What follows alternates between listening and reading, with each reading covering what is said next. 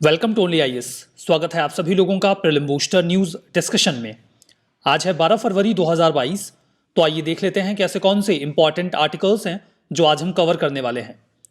आगे बढ़ने से पहले ये जानकारी है तेजस हार्डवर्क बीट्स डेस्टिनी के बारे में। इसमें आप अपने प्रीलिम्स 2022 की तैयारी कर सकते हैं बहुत बढ़िया से। 250 से अधिक घंटों के लेक्चर्स होंगे, एनसीईआरटी कवर्ड होगी, 500 से अधिक दिनों का सब्जेक्ट वाइज करंट अफेयर्स जो भी पूरा है वो इसका हिस्सा रहेगा, 15 फुल लेंथ टेस्ट होंगे, डेडिकेटेड मेंटोरशिप होगी। आप इस कोर्स को अवेल करने के लिए जा सकते हैं video.onlyas.in पे। जानकारी के लिए कॉल कर सकते हैं 7007931912 पे या फिर मेल कर सकते हैं info@onlyas.com पे। तो चलिए आगे बढ़ते हैं और बात करते हैं अपने पहले आर्टिकल पे, that is related to capital gains tax. इसके पहले कि हम आगे बढ़ें, मैं आपको बताना चाहूँगा कि कैपिटल गेन्स टैक्स होता क्या है। एकदम आसान भाषा में, आपने कोई शेयर खरीदे हैं, कोई स्टॉक खरीदा है, रियल एस्टेट में इन्वेस्टमेंट किया है और बाद में आपने उसे बेच दिया। तो जब आप बेचते हैं तो उससे आपको पैसे मिलते हैं। वो पैसा जो है आप उसे कैपिटल कह लीजिए। चूंकि वो कैपिटल आपको गेन हुआ है तो आपको फायदा हुआ है, तो सरकार उसके ऊपर आपसे टैक्स लेगी। तो जिस कैपिटल को आप गेन करते हो, यानी कि जो आपको मिलता है, उसके ऊपर जो सरकार आपसे टैक्स लेती है, that is capital gains tax. अब आइए आर्टिकल पे चलते हैं। रेवेन्यू सेक्रेटरी ने अभी हाल ही में कहा कि कैपिटल गेन्स टैक्स का जो स्ट्रक्चर है इंडिया में वो बहुत कॉम्प्लिकेटेड है। कॉम्प्लिकेटेड कैसे, अभी आप थोड़ा डिटेल देखोगे तो आपको समझ में आ जाएगा कि सच में कॉम्प्लिकेटेड है और अब इसे देखने की आवश्यकता है, रिलुक करने की जरूरत है। क्या है कैपिटल गेन्स टैक्स? ये इन्वेस्टमेंट पर किए गए, इन्वेस्टमेंट पर अवेल्ड प्रॉफिट पर लिया जाने वाला टैक्स है। जो प्रॉफिट आपके इन्वेस्टमेंट पर आपको मिलता है उस पर आपको टैक्स पे करना पड़ता है। इसमें कई प्रकार का इन्वेस्टमेंट आ सकता है, लाइक रियल एस्टेट में जो आपने पैसा लगाया है, गोल्ड, स्टॉक्स, म्यूचुअल फंड्स और जो अदर फाइनेंशियल और नॉन फाइनेंशियल एसेट्स हैं, उनमें जब आप पैसा लगाते हैं तो आपको जो कैपिटल गेन होता है उस पर टैक्स आपको देना पड़ेगा। जो ये कैपिटल गेन है इसे दो तरीके से आप डिवाइड कर सकते हो। Long term capital gains tax यानी कि LTCG और शॉर्ट टर्म यानी कि STCG, short term capital gain tax. Long term usually ये होता है कि अगर आपने एक साल से कम के लिए रखा है तो वो शॉर्ट टर्म होगा। 365 डेज से कम समय के लिए अगर आपने किसी कैपिटल को, शेयर को अपने पास रखा हुआ है तो उस पर जो आपको फायदा होता है उस पर आपको short term capital gains tax देना होगा। और अगर आपने एक साल से ज्यादा रखा तो long term capital gains tax देना होता है। हालांकि कुछ पार्टिकुलर एसेट्स होते हैं जिनमें जो लॉन्ग टर्म है वो 2 साल के बाद माना जाता है, यह भी मैं आपको बता दूंगा। बट इन जनरल आप समझो, एक साल से कम शॉर्ट टर्म, एक साल के ऊपर लॉन्ग टर्म। शॉर्ट टर्म में सरकार आपसे ज्यादा टैक्स मांगती है, लॉन्ग टर्म में कम मांगती है। सरकार चाहती है कि आप अपने एसेट्स को लंबे समय तक अपने पास रखें क्योंकि इससे मार्केट स्टेबल होता है और वॉलेटिलिटी कम होती है। तो इसलिए long term capital gain tax कम होता है और शॉर्ट टर्म में ज्यादा होता है। ठीक है, क्या है कैपिटल गेन्स टैक्स और इनकम टैक्स में डिफरेंस? लाइक इनकम टैक्स में होता है स्लैब, जैसे जैसे आपकी इनकम बढ़ती जाती है वैसे वैसे आपको ज्यादा टैक्स देना होता है। कैपिटल गेन्स टैक्स में ये नहीं होता, मतलब जो टैक्स आपको 10 लाख पे देना पड़ेगा वही 10 करोड़ पे भी देना पड़ेगा, एकदम सिमिलर आपको देना पड़ता है। दूसरा कि separate set of deductions apply होते हैं LTCG पे, long term capital gains tax पे, जो कि ऑर्डिनरी इनकम पे नहीं होते। अब कैपिटल गेन्स टैक्स इतना कॉम्प्लिकेटेड क्यों है, जैसा कि आर्टिकल में कहा जा रहा है, अभी आपको समझ में आ जाएगा। पहला पॉइंट तो ये है कि एसेट टू एसेट जो कैपिटल गेन्स टैक्स का रेट है वो बदलता रहता है। जैसे कि आपने स्टॉक्स खरीदे हैं या फिर किसी म्यूचुअल फंड में इक्विटी खरीदी है तो आपको capital gains tax long term में केवल 10% देना होगा। लेकिन अगर आपने डेट म्यूचुअल फंड लिया है तो 20% देना पड़ेगा। क्या होता है ये डेट म्यूचुअल फंड या equity mutual fund? Equity mutual fund में आप किसी कंपनी के शेयर्स ले लेते हैं, कंपनी का फायदा आपका, कंपनी का नुकसान आपका भी नुकसान। तो चूंकि यहाँ पे रिस्क इन्वॉल्व है आपका, तो 10% ही आपको टैक्स देना पड़ेगा। लेकिन डेट म्यूचुअल फंड में आपने कंपनी को काइंड ऑफ लोन दे दिया है या पैसे उधार दे दिए हैं और आप उस पर इंटरेस्ट लेते हो, ब्याज लेते हो, तो आपका रिस्क नहीं है। कंपनी घाटे में जाएगी तब भी उसे आपको तो पैसा देना पड़ेगा। In that case long term capital gains tax 20% लगता है। जैसे कि मैंने आपसे कहा कि in general long term capital gains tax 1 साल के ऊपर माना जाता है, लेकिन ये भी एसेट टू एसेट वेरी करता है, ये कोई यूनिफॉर्म रूल नहीं है। जैसे कि अगर आपने कोई स्टॉक्स खरीदे हुए हैं, शेयर्स लिए हुए हैं, तो long term capital gains tax 1 साल के बाद लग जाता है। लेकिन अगर आपका इन्वेस्टमेंट रियल एस्टेट में है तो capital gain tax long term में 2 साल पे माना जाएगा। अगर आपने म्यूचुअल फंड्स या गोल्ड में इन्वेस्ट किया है तो long term capital gains tax 3 साल के बाद माना जाता है। मतलब इसमें भी यूनिफॉर्मिटी नहीं है। आपको समझ में आ रहा है ना कितना कॉम्प्लेक्स है ये कैपिटल गेन्स टैक्स। तीसरा कि आपके पास जो कैपिटल है उसमें एग्जेम्पशंस के प्रावधान भी काफी कॉम्प्लेक्स हैं। लाइक आपने एक घर बेच दिया, अब आपको कैपिटल गेन हो गया, अब आपको कैपिटल गेन्स टैक्स देना होगा। लेकिन उससे बचने का एक तरीका है कि आप उसी पैसे से दूसरा घर खरीद लीजिए, फिर आपको नहीं देना पड़ेगा, लेकिन आपको ये घर 2 साल के भीतर खरीदना होगा। या फिर आप एक नया घर कंस्ट्रक्ट कर लीजिए, तो ये घर आपको 3 साल के भीतर बनवाना होगा। अगर आपने ऐसा नहीं किया तो कैपिटल गेन्स टैक्स भरना पड़ जाएगा, बट ऐसा करके आप बच सकते हो। तो बहुत कॉम्प्लेक्स है कैपिटल गेन्स टैक्स का ये पूरा स्ट्रक्चर। वो कॉम्प्लेक्सिटी मैंने आपको बता दिया, आपको समझने में दिक्कत नहीं होगी, बट है। तो इसमें रिफॉर्म की आवश्यकता तो ऑब्वियसली है। हमारा next article anomaly detection method के बारे में है। इंडियन इंस्टीट्यूट ऑफ एस्ट्रोफिजिक्स के साइंटिस्ट ने अभी हाल ही में एक नया तरीका आइडेंटिफाई किया है, जिसके माध्यम से वो हैबिटेबल प्लैनेट्स को आइडेंटिफाई करने की कोशिश करेंगे। उन्होंने आर्टिफिशियल इंटेलिजेंस बेस्ड एल्गोरिदम का इस्तेमाल किया। ये पाया कि 5000 नोन प्लैनेट्स में 60 प्लैनेट्स ऐसे हैं, 60, जिनमें जीवन हो सकता है, वो हैबिटेबल प्लैनेट हो सकते हैं। एनोमली का मतलब होता है विसंगति। विसंगति का मतलब ये होता है कि कुछ ऐसा जो सामान्यतया नहीं होता लेकिन कभी कभी हो जाता है। वो अर्थ को एक एनोमली मानते हैं। एनोमली क्यों? क्योंकि इन जनरल जो प्लैनेट्स हमें दिखे हैं वो हैबिटेबल नहीं है, वहां जीवन संभव नहीं है, लेकिन अर्थ पे है, तो अर्थ एक एनोमली है। उनका ऐसा मानना है कि ऐसी कई अन्य एनोमलीज हो सकती हैं यूनिवर्स में, तो हमें उन एनोमलीज का पता लगाना है जहां पे जीवन की संभावना हो, और इसे वो कह रहे हैं एनोमली डिटेक्शन मेथड। जैसे अर्थ अपने सोलर सिस्टम के गोल्डीलॉक जोन में आता है, जहां पर पानी जो है वो लिक्विड स्टेट में रह सकता है, इसलिए जीवन की संभावना है।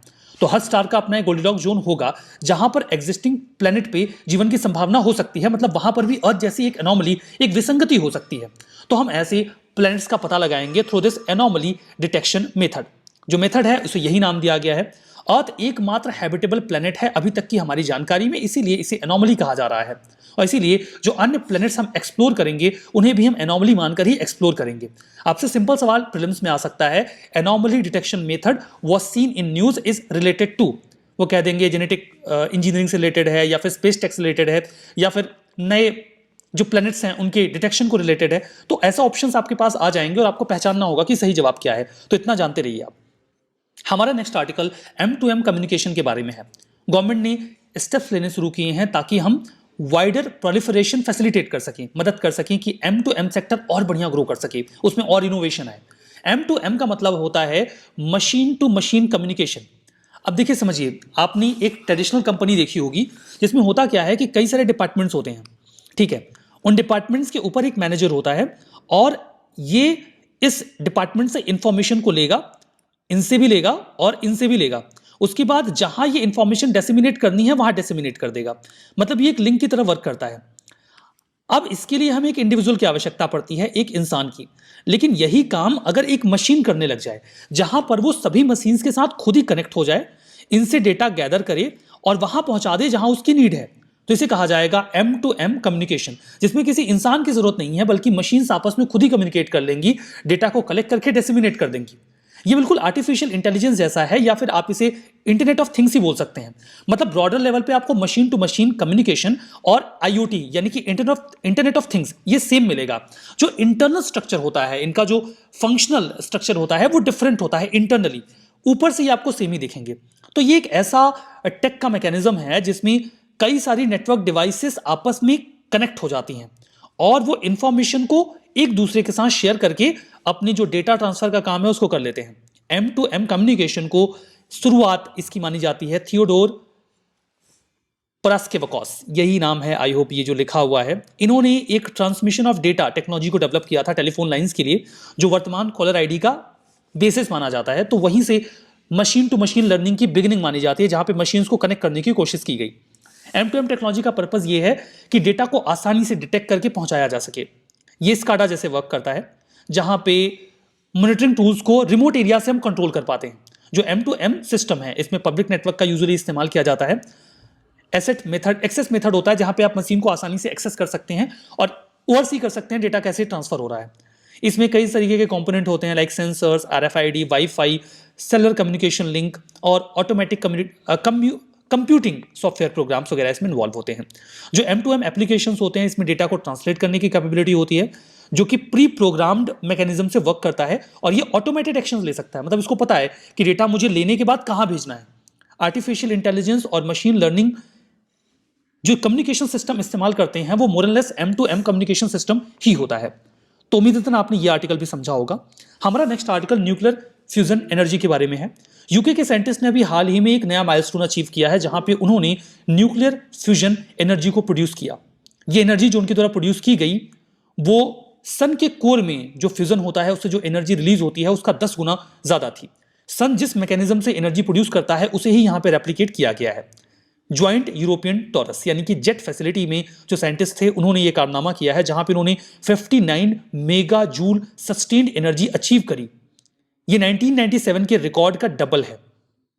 1 केजी जो फ्यूजन फ्यूल होता है उसके पास जो एनर्जी होती है वो 1 किलो कोल, ऑयल या गैस की तुलना में 10 मिलियन टाइम्स ज्यादा होती है। मतलब बहुत ज्यादा एनर्जी होती है इसमें। जो एक्सपेरिमेंट है उसे एक मशीन में किया गया जिसे नाम दिया गया है टोकामक। जो जेट साइट है वो इस प्रकार के एक्सपेरिमेंट करने के लिए एक लार्जेस्ट ऑपरेशनल साइट है जहां पे ये काम हो रहा है। यहाँ पे ड्यूट्रियम और ट्रिटियम के जो ये आइसोटोप हैं दोनों हाइड्रोजन के, उनको जोड़ा जाता है। उनके एटॉम्स को जोड़कर टेम्परेचर अचीव किया जाता है जो कि सन के सेंटर से 10 टाइम्स हॉटर रहा। चूंकि देखिए हमारे पास कोई ऐसा मेटल या कंक्रीट है नहीं जो इतने बड़े टेम्परेचर को बियर कर सके। अगर सन से 10 गुना ज्यादा टेम्परेचर है तो वो किसी भी चीज को गला देगा ना।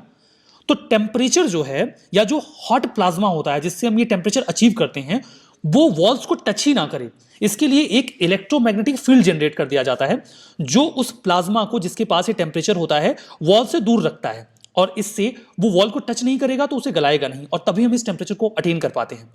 जो एनर्जी न्यूक्लियर फ्यूजन में हमें मिलती है इसका लंबे समय में हमें बहुत ज्यादा फायदा हो सकता है क्योंकि इसमें कोई वेस्ट नहीं निकलता, कार्बन का कम इस्तेमाल होगा।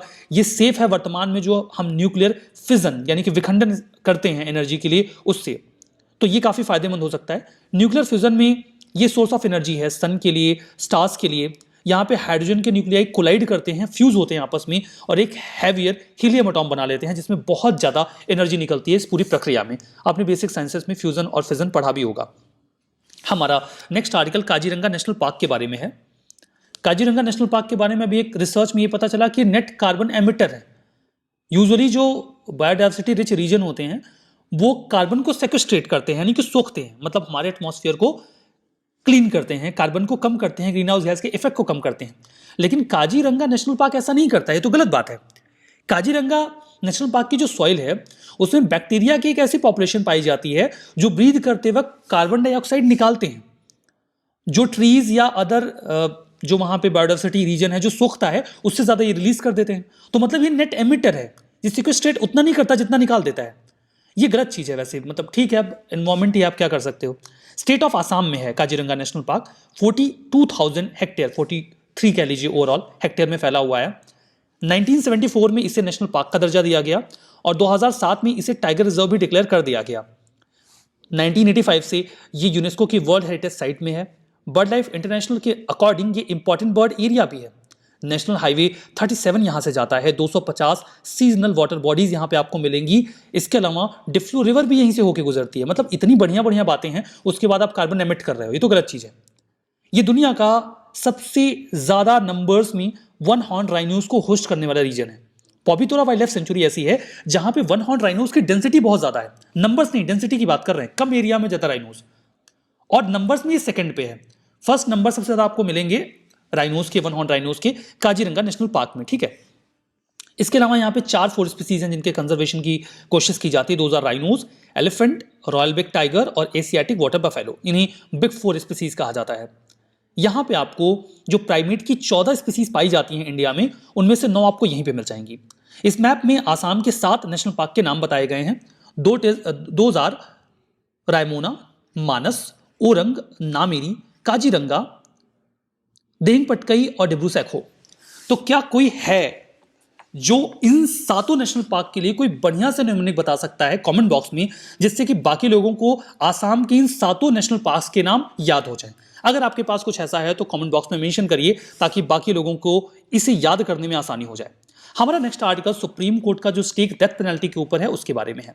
अभी हाल ही में सुप्रीम कोर्ट ने एक व्यक्ति के डेथ सेंटेंस को कम्यूट कर दिया और उसे लाइफ इंप्रिजनमेंट में कन्वर्ट कर दिया, आजीवन कारावास की सजा दे दी। इस व्यक्ति को कन्विक्ट किया गया है 7 साल की एक बच्ची के रेप और मर्डर केस में। सुप्रीम कोर्ट ने जजमेंट देते वक्त कुछ महत्वपूर्ण बातें कही।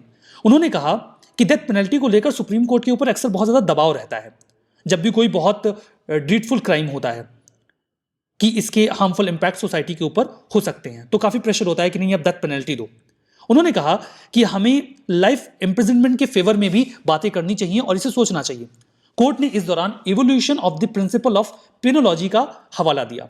पिनोलॉजी का मतलब होता है जो जेल होती हैं उनको स्टडी करना, क्या रिजल्ट निकल के आ रहा है, जो ये कहता है कि हमें ह्यूमन लाइफ को प्रिजर्व करना चाहिए, मतलब इंसानों को मारो मत, बचा के रखो, अगर सोसाइटी के लिए हार्मफुल है तो जेल में डाल के रखो बट मारो मत। वो कहते हैं कि कैपिटल पनिशमेंट यानी कि फांसी की सजा डिटरेंट की तरह डिटरेंस क्रिएट करती है, लोग डरते हैं कि हाँ क्राइम नहीं करना है। और इस दौरान सोसाइटी भी कहती है अगर किसी ने बहुत ग्रेव क्राइम किया है तो आप उसे सजा दो मौत की। लेकिन प्रिंसिपल ऑफ पिनोलॉजी ऐसा नहीं मानता। उनका यह कहना है कि सोसाइटी के प्रति जो ऑब्लिगेशंस हैं उनको फॉलो करते हुए एक इंसान के जीवन को बचाना चाहिए तब तक जब तक कि वो सोसाइटी के लिए बहुत बड़ा खतरा ना हो। मतलब अगर उसे छोड़ दिया गया जिंदा तो वो तबाहियां मचा देगा, फिर तो उसे भाई मारना पड़ेगा। लेकिन तब तक आप ह्यूमन लाइफ को प्रिजर्व करो जहां तक पॉसिबल हो, चाहे जेल में डाल दो हमेशा के लिए। पिनोलॉजी क्रिमिनोलॉजी का एक सब कंपोनेंट है जो डील करता है कि जो भी हमें एक बैलेंस स्टैब्लिश करना चाहिए, क्रिमिनल एक्टिविटीज को रोकना भी है और सोसाइटी में जो पब्लिक ओपिनियन है उसे भी सेटिस्फाई करना है क्रिमिनल ऑफेंसेस को लेकर। डेथ पेनल्टी को लेकर इंडिया का क्या स्टेक रहा है? 1955 में सीआरपीसी में अमेंडमेंट किया गया। उसके पहले क्या था? उसके पहले डेथ पेनल्टी बहुत कॉमन थी, मतलब किसी भी व्यक्ति को फांसी की सजा सुना दिया करते थे।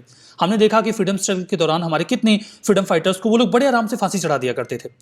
लाइफ इम्प्रिजनमेंट एक्सेप्शन होता था, रेयरली किसी को लाइफ इम्प्रिजनमेंट दिया जाता था। इनफैक्ट अगर किसी जज ने किसी व्यक्ति को मौत की सजा ना देकर आजीवन कारावास दिया तो उसको एक्सप्लेन करना होता था कि भाई आपने मौत की सजा क्यों नहीं सुनाई। 1955 में हमने अमेंडमेंट किया और ये कहा कि जजेस के पास ऑटोनॉमी होगी कि वो किसी को मौत की सजा सुनाना चाहते हैं या फिर लाइफ इम्प्रिजनमेंट। हमने आज़ादी दी। पहले उनको इन जनरल मौत की सजा ही सुनानी होती थी, रेयरली वो किसी को लाइफ इम्प्रिजनमेंट देते थे। सेक्शन 354 क्लॉज 3 जो सीआरपीसी 1973 का है, उसने उसके बाद एक और प्रावधान ऐड किया। वो ये कहा कि अगर आप किसी व्यक्ति को मैक्सिमम पेनल्टी दे रहे हो तो आप उसका रीजन एक्सप्लेन करो कि क्यों, आखिर क्यों फांसी की सजा आप दे रहे हो। इसके बाद सिचुएशन रिवर्स हो गई, मतलब डेथ पेनल्टी वो एक्सेप्शन बन गई कैपिटल ऑफेंसेस में और लाइफ इम्प्रिजनमेंट नॉर्मल हो गया कि भाई आजीवन कारावास की सजा दे सकते हैं लेकिन डेथ पेनल्टी सोच समझ के देनी है। दुनिया भर में इस बात को लेकर विवाद चलता रहता है, डिबेट्स होती रहती हैं कि डेथ पेनल्टी खत्म होनी चाहिए, हमेशा के लिए खत्म कर दो, किसी को डेथ पेनल्टी मत दो। इंडिया में अभी भी इस चीज को नहीं माना गया है। हमारा यह कहना है कि अगर किसी व्यक्ति ने जानबूझकर intentionally cold blooded deliberate crime किया है, ब्रूटल मर्डर किया है, कई बार ऐसा होता है किसी व्यक्ति को लगता है कि इस आदमी को जिंदा छोड़ देंगे तो इसकी वजह से मुझे पनिशमेंट मिल जाएगी, तो वो उसे जान से मार देते हैं। मतलब एक व्यक्ति छोटे से क्राइम से बचने के लिए सामने वाले व्यक्ति को जान से मार देता है और उसके बाद भी उसे केवल लाइफ इम्प्रिजनमेंट ही मिलता है। तब तो ये उन्हें इंसेंटिवाइज करेगा ना क्राइम करने को लेकर। तो हम ऐसा तो नहीं करेंगे दुनिया भर में जो डिबेट चल रही है, अगर कोई बहुत ब्रूटल क्राइम करेगा तो मौत की सजा मिलेगी। राइट नाउ यही आधार था कि 37 में जो 35th रिपोर्ट आई लॉ कमीशन की, उसमें जब ये बात कही कि लाइफ इम्प्रिजनमेंट के जगह पे मतलब डेथ पेनल्टी खत्म कर दो, तो उन्होंने कहा नहीं भाई हम खत्म नहीं करेंगे, जरूरत है ये सोसाइटी की। अब आइए रिवीजन कर लेते हैं। कैपिटल गेन्स टैक्स आपके इन्वेस्टमेंट पे लगाया जाता है, जो प्रॉफिट होता है उस पर, दैट्स ट्रू। फ्यूजन, दो एटॉम्स को स्प्लिट करना छोटे एटॉम्स में, गलत है, इसमें जोड़ा जाता है। M2M कम्युनिकेशन, इंफॉर्मेशन स्प्रेड करने के लिए, ऑटोनोमस फंक्शन परफॉर्म करने के लिए डिवाइसेस को कनेक्ट किया जाता है, that's true. Kaziranga national park Uttarakhand में है, गलत है, आसाम में है। सेशन की पीडीएफ आपको ओनली आइज के टेलीग्राम चैनल पे मिल जाएगी, वहां जाइएगा, चैनल को ज्वाइन करिएगा, पीडीएफ को डाउनलोड करके रिवीजन करना मत भूलिएगा, नहीं तो सब भूल जाएंगे, फायदा नहीं मिलेगा। इस सेशन को यहीं पे रोकते हैं। बहुत बहुत धन्यवाद।